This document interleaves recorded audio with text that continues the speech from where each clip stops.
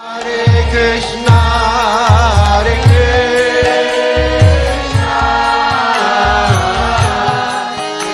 Krishna Krishna, Hare Hare,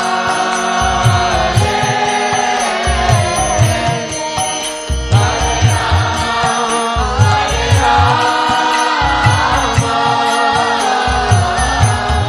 Rama, Hare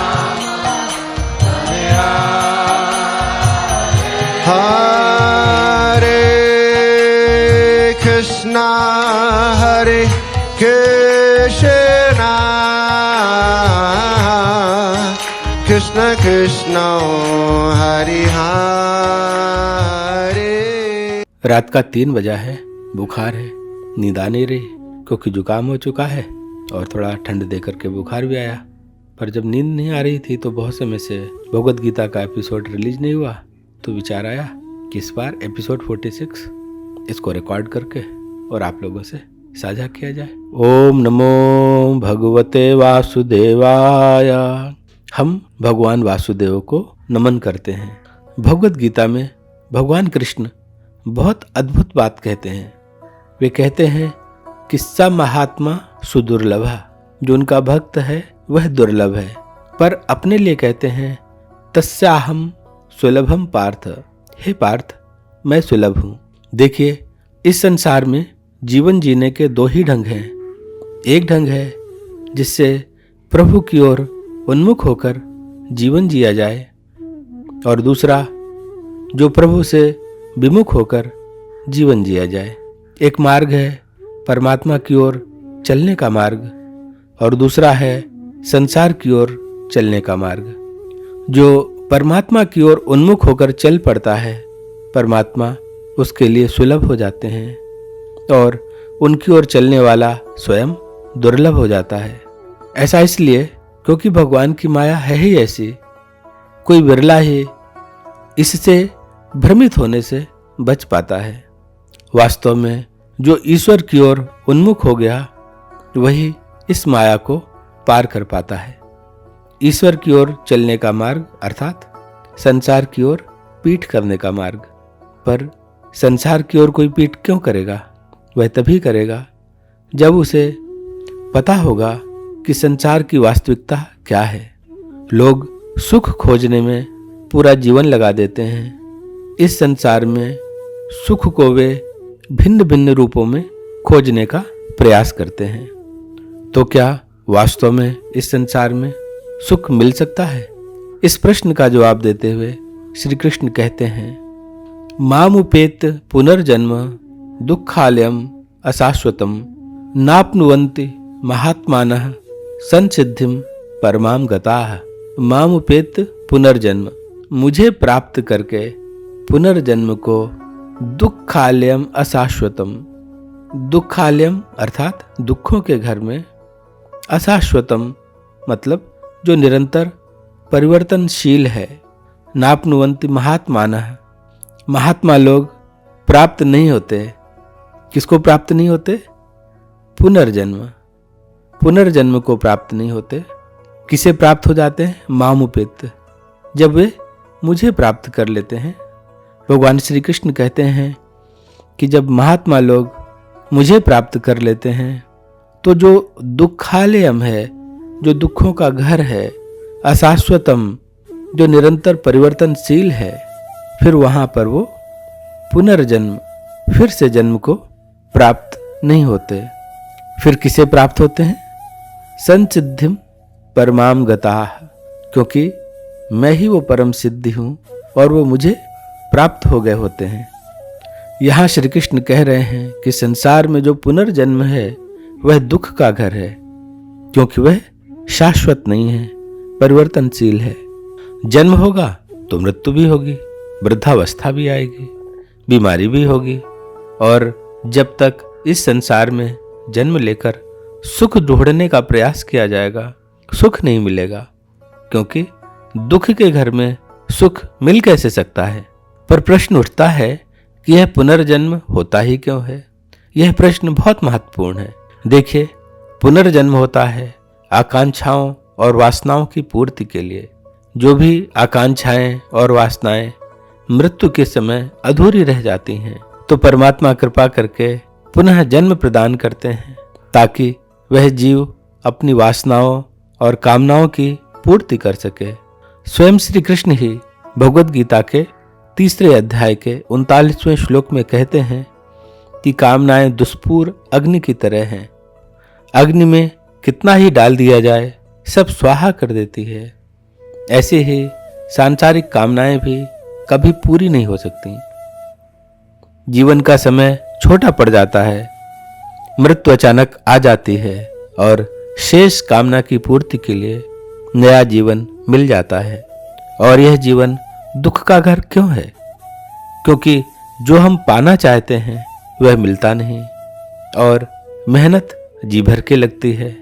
कामनाओं की पूर्ति के लिए ढेरों काम करते, उनके पीछे दौड़ते, कभी हारते कभी जीतते, और जीतने पर नई कामना की दौड़ का शुरू हो जाना, और इस प्रकार विश्राम का एक क्षण का भी न मिल पाना, तो शांति कैसे होगी? वास्तव में शांति का एक पल भी मिलना मुश्किल हो जाता है। यही लगता है कि बस यह काम हो जाए फिर मिलेगा सुख, और कल मिलने वाले सुख की आशा में जीवन निकल जाता है, पर कल नहीं आता। कोई कह सकता है कि ऐसा नहीं है, सुख मिलता है, पर तभी तो श्री कृष्ण कह रहे हैं कि हाँ मिल सकता है, पर वह सुख अशाश्वत है, क्षण भंगुर है। इस जगत में प्रत्येक वस्तु क्षण भंगुर है। हर कोई युवा रहना चाहता है, रह नहीं पाता। हर कोई निरोगी रहना चाहता है, रह नहीं पाता। अशाश्वत जीवन को शाश्वत बनाने की चेष्टा ही दुख है।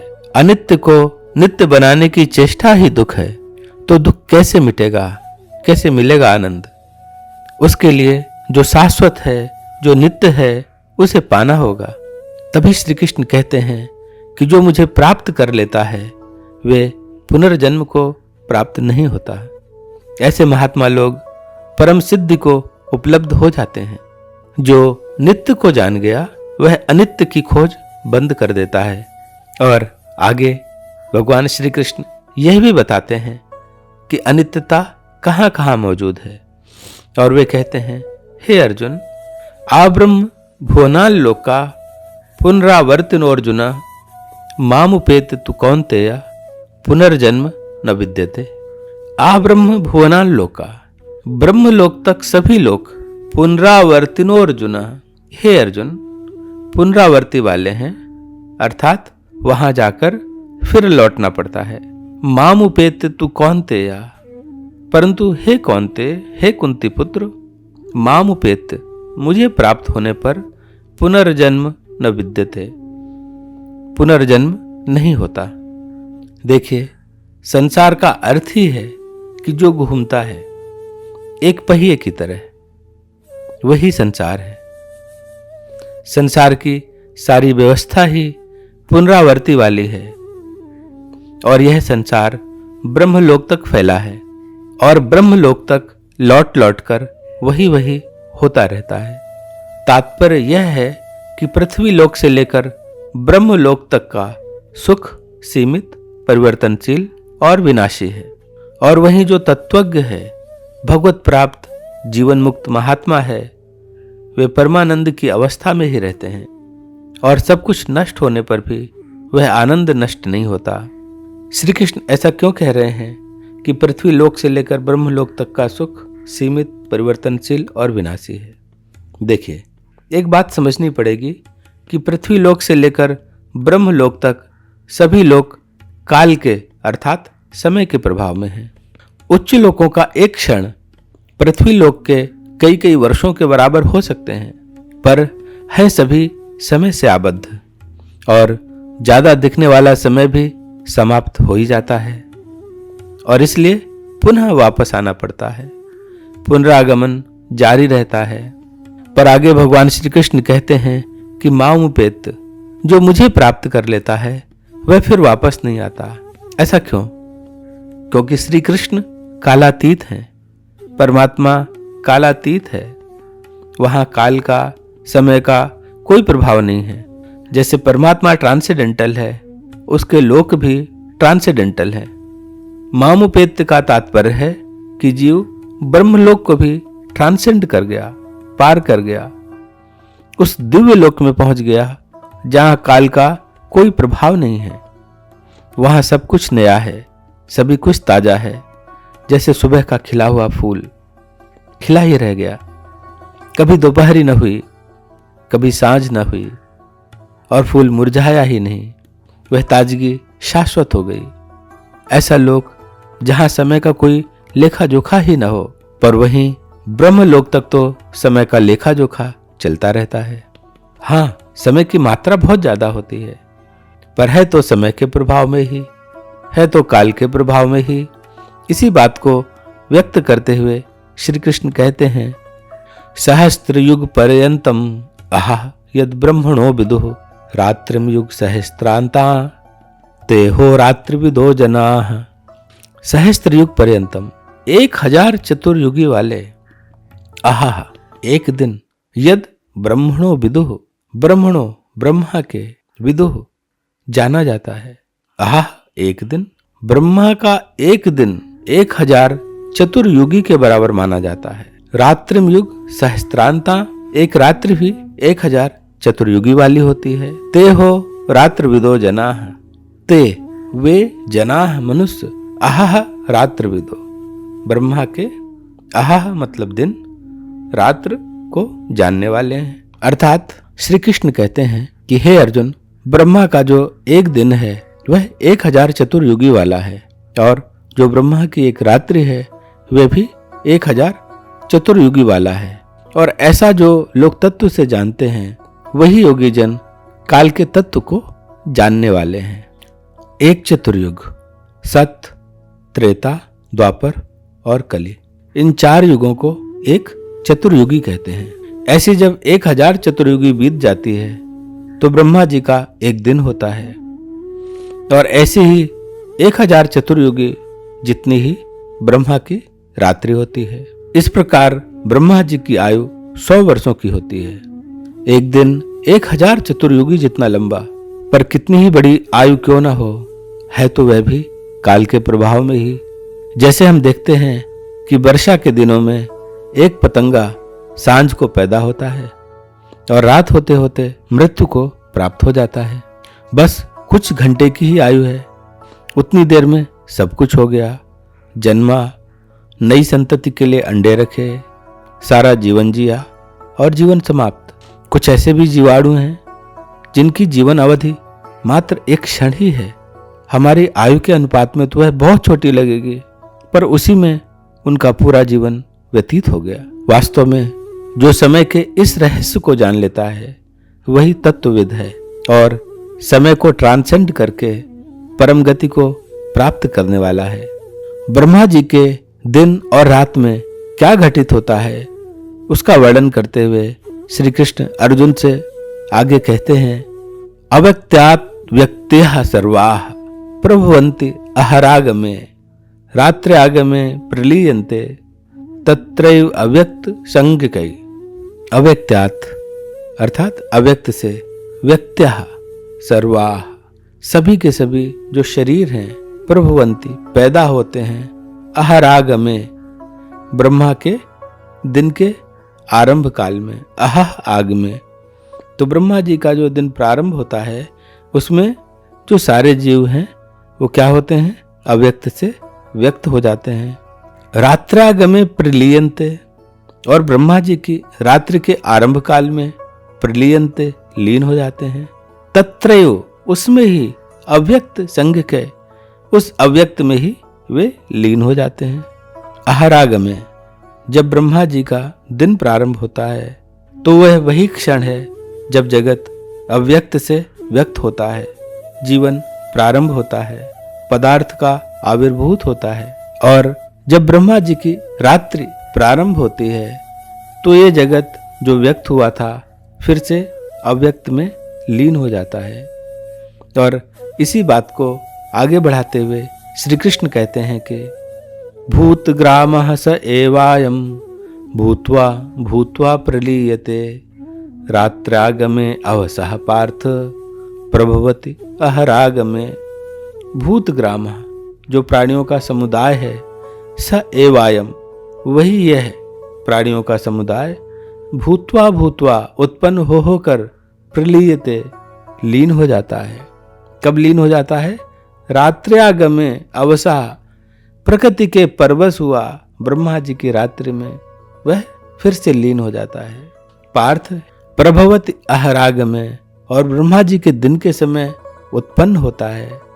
और इस प्रकार यह प्राणी समुदाय उत्पन्न हो होकर जब ब्रह्मा जी की रात्रि आती है तो प्रकृति के परवश हो जाता है, उसका कोई वश नहीं चलता और वह फिर से उसी अव्यक्त में लीन हो जाता है।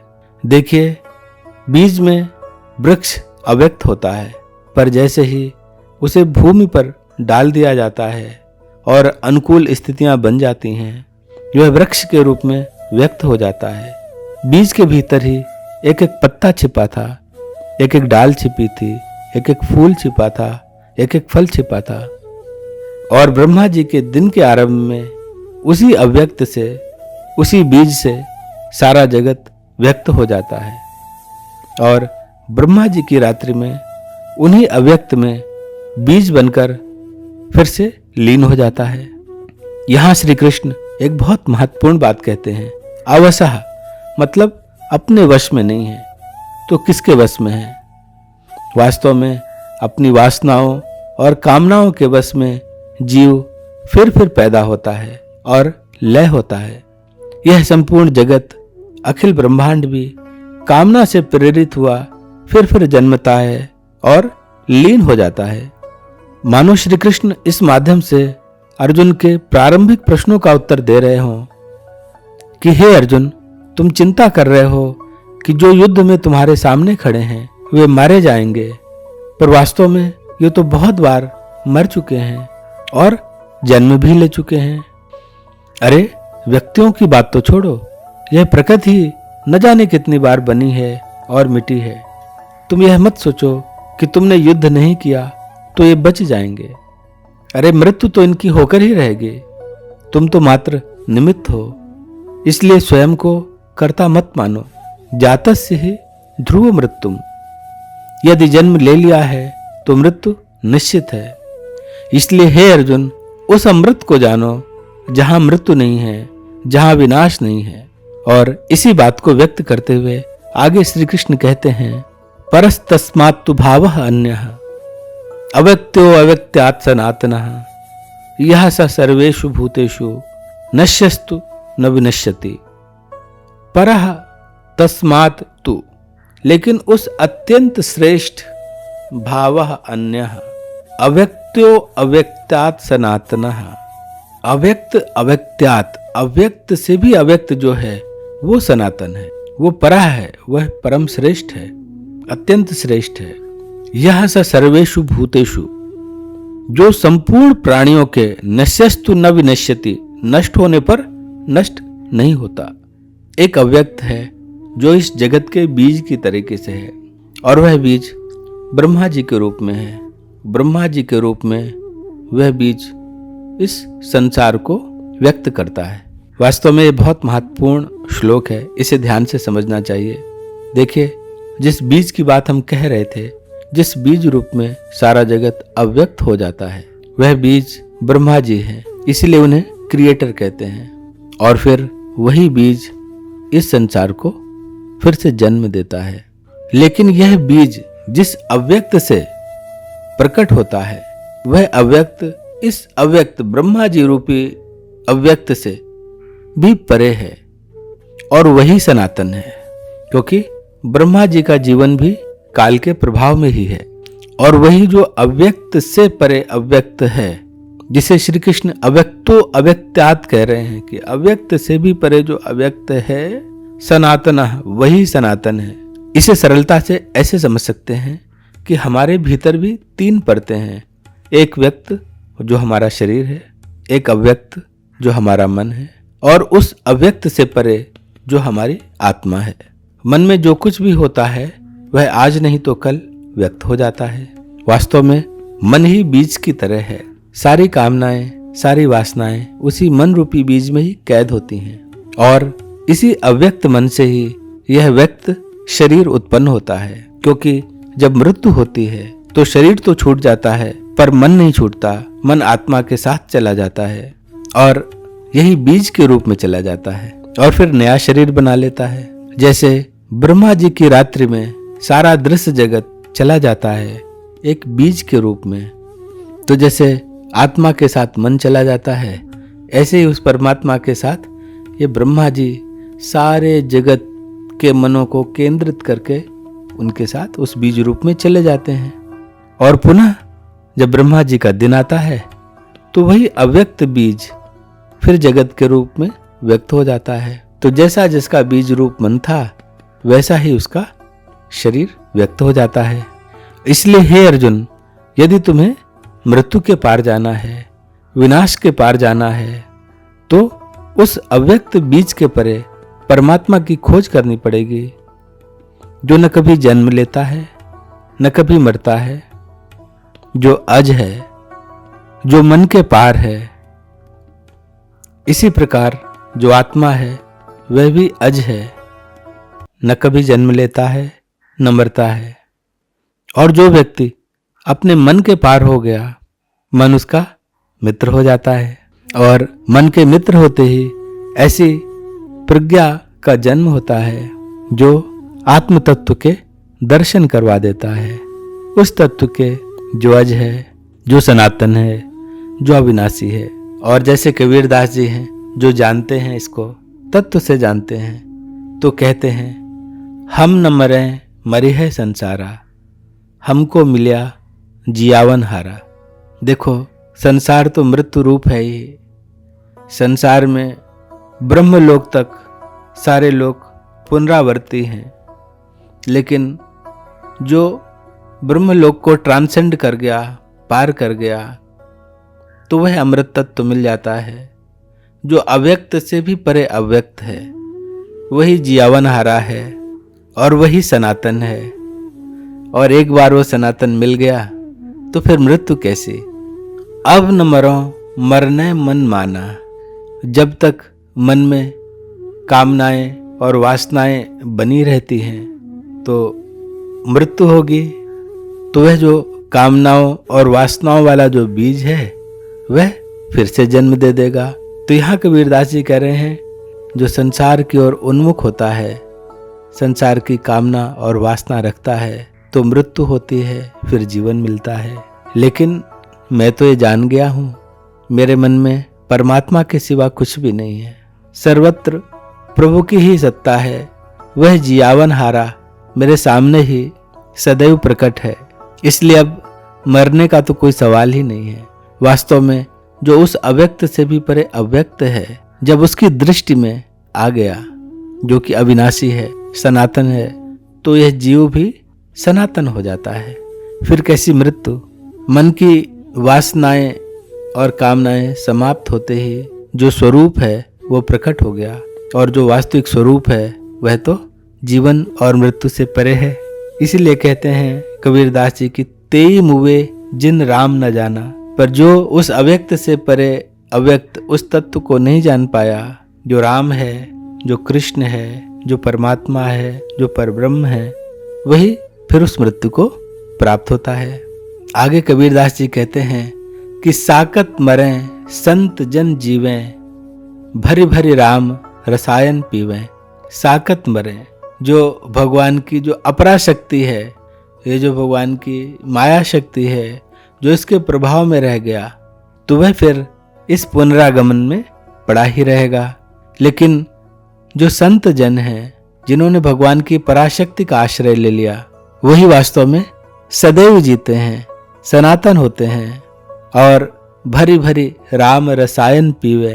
तो जब चतुर्दिक राम की ही सत्ता भासेगी, जब चतुर्दिक राम ही नजर आएगा, कहीं भी भगवान की जो दुरूह माया है वह फिर कहीं सामने है ही नहीं, अब तो मायापति ही है। इससे जो संत हैं, जो माया से परे हैं, जो अव्यक्त से परे अव्यक्त तत्व को जान गए हैं, वह फिर भर भर राम के रसायन का ही सर्वत्र पान करते रहते हैं। रसो वह सह, जो रसयुक्त है, उस रसयुक्त परमात्मा के रस का आस्वादन करते रहते हैं।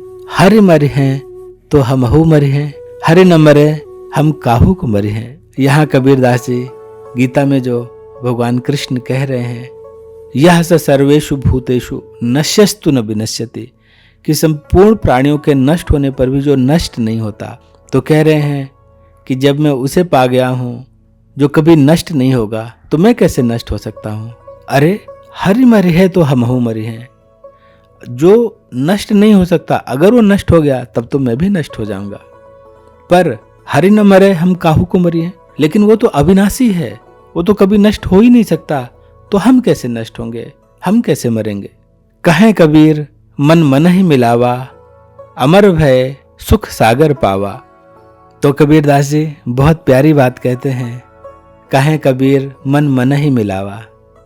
क्या वे जो मेरा मन था, जो संसार से मिला हुआ था, अब मेरा मन परमात्मा से मिल गया।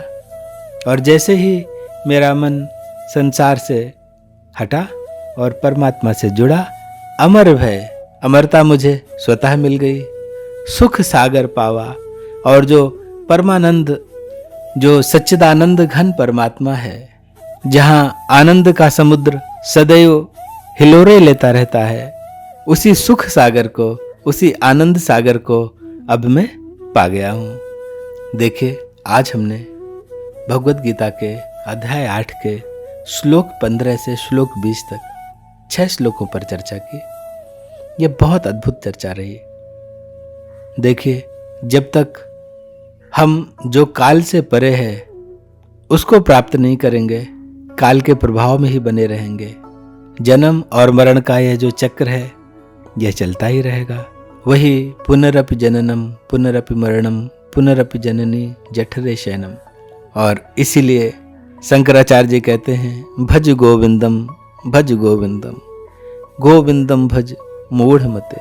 हे मूढ़, गोविंद का भजन कर, गोविंद का भजन कर, गोविंद का भजन कर। समय के तत्व को समझो, उसे समझो जो समय से, काल से परे है। मृत्यु और जीवन बार बार यह तो हो ही रहा है, अब उसे समझो जो इस मृत्यु से परे है, जो अमृत है, जहाँ फिर विनाश नहीं है। और उसी लिए भगवान कहते हैं, मामुपेत, जो मुझे पा गया और मैं ही परम गति हूँ। और अभ्यास योग से इसे समझना, इसे जीवन में उतारना, यही जीने की कला है। आज इतना ही। जय गौ माता, जय गोपाल।